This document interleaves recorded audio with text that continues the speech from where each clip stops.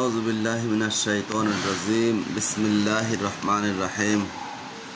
আসসালামু আলাইকুম ওয়া রাহমাতুল্লাহি ওয়া বারাকাতুহু। তো আজকে পবিত্র জুমার দিনে সবাইকে জুমা মুবারক।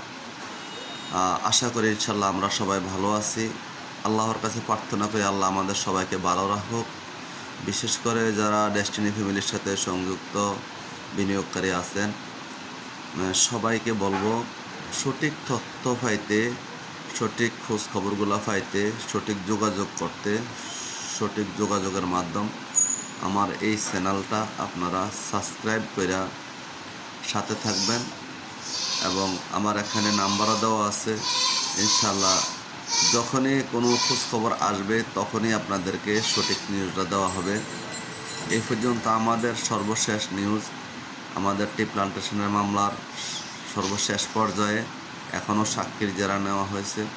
হয়তো আগামী মঙ্গলবার থেকে আগ্রমেন্টের কাজ শুরু হইতে পারে, আমরা গ্যারান্টি দিয়ে বলতেছি না।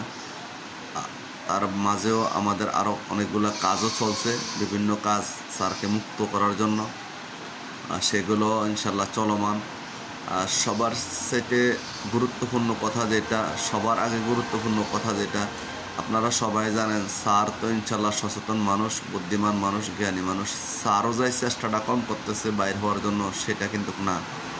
তাইলে একটা জায়গা আপনারা অনেকে অনেক কথা বলেন, অনেক প্রশ্ন রাখেন, অনেক বুদ্ধি দেন, পরামর্শ দেন।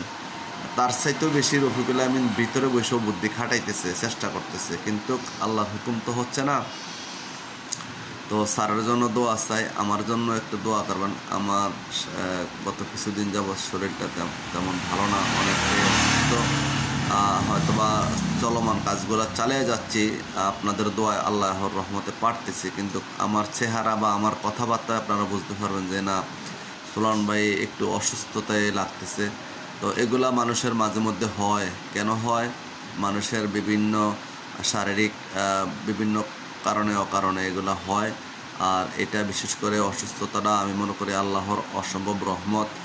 এখানে আমাদের ধৈর্য, এখানে আল্লাহর কাছে সাহায্য চাওয়া, এখানে আপনাকে বডি রিফ্রেশ করা, সব মিলাইয়ে এই কাজগুলা। তো ডেস্টিনির বিনিয়োগকারী ডেস্টিনি ভাইদেরকে বলবো, আপনারা কেউ হতাশ হবেন না, কেউ নিরাশ হবেন না।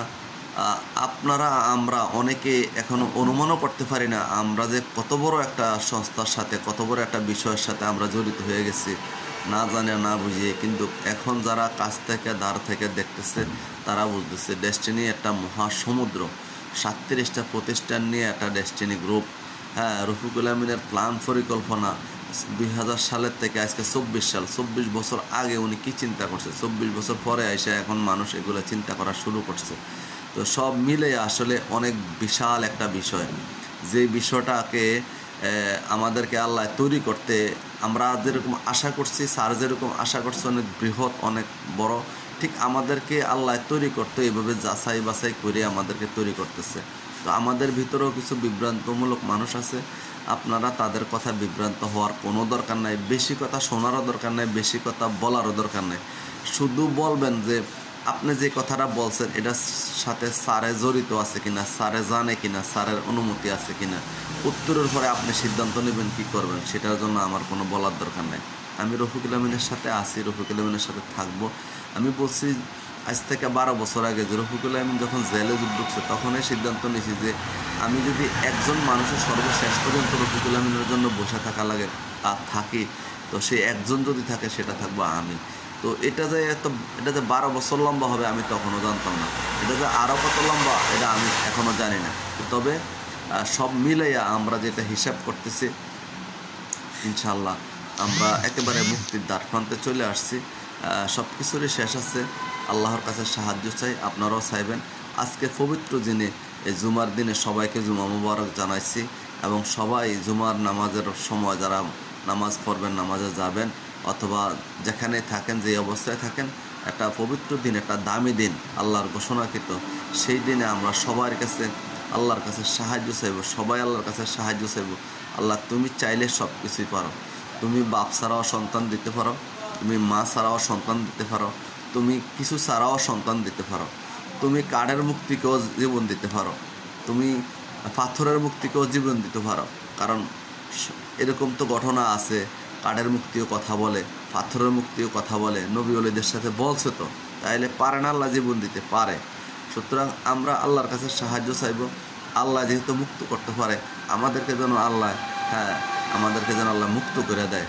আর ৪৫ লক্ষ ফ্যামিলির এই প্রাণের প্রতিষ্ঠান যেন আমরা ফিরে পাই, আমাদের গুরুকে যেন আমরা ফিরে পাই এবং সুস্থ অবস্থা পাই, এবং আমরা যেন মানুষ এবং মাখলুকের কল্যাণে আমাদের দায় দানা পরিশোধ করে যেন আমরা আবার নতুন করে কাজ করতে পারি, সে আশাবাদ রাখি। খাস করে আবারও বলি, স্যারের জন্য দোয়া করবেন, আমার জন্য দোয়া করবেন। সবাইকে জুমা মুবারক। আসসালামু আলাইকুম ওয়া রাহমাতুল্লাহি ওয়া বারাকাতুহু।